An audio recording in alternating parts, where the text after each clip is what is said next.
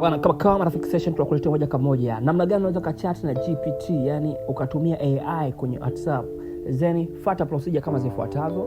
Utaingia kwenye WhatsApp, utaiopen, then utakuja kwenye alama ya kujumlisha WhatsApp kama unataka kumtumia mtu namba mpya au kumsearch mtu. Then utakuja kwenye hiyo, utaandika namba kama ifuatavyo, alama ya kujumlisha 1800 kama unavyoona hapo juu hiyo. Then itakuja chat GPT, then utaanza kuchat naye kama ninavyofanya hapo. Hi, na yeye atanijibu, atanambia hapo umetumia chat GPT na umekubali vigezo na masharti, afu then kanambia hi, how are you going. So unaendelea kuchat naye, unaweza kumuuliza chochote. Kwa mfano mimi hapa nitamuuliza kama ifuatavyo, na nataka nimuulize ni msanii gani ambaye ni mkubwa kwa hapa Tanzania. Nitamuuliza kama ifuatavyo, angalia na atakavyonijibu utaona ni wasanii gani ambao wanatambulika kwa Tanzania, ni msanii yupi namba moja na namba ya mwisho ni nani. Hapa ataniletea 5 top list. Nitauliza hapo, who is the best artist in Tanzania. Utaandika hapo kama unavyoonekana, then utamtumia chat GPT. Huyu chat GPT ni AI ambaye yuko kwenye WhatsApp. Sasa hizi wameshare pamoja na AI, ameingia kwenye WhatsApp.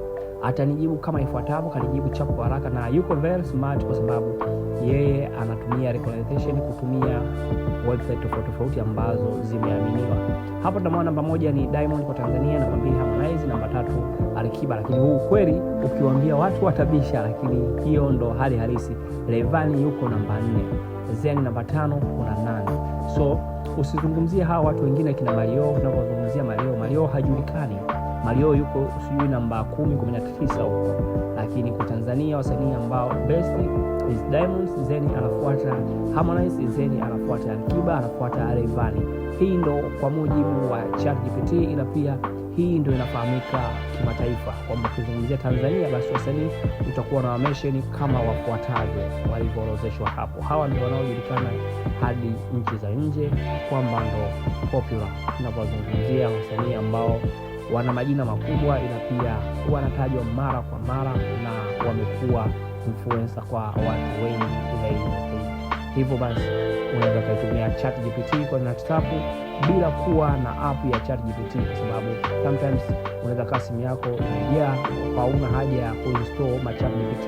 So unaweza kutumia moja kwa moja kwenye WhatsApp kama ilivyo na very easy. Kwa ujanja mwingine kama haya, basi tunakukaribisha kwenye channel yetu Marafiki Station, then utaendelea kuenjoy na kuwa na maisha mazuri ya kiteknolojia, na tukufanya ni kusubscribe channel yetu Marafiki Station.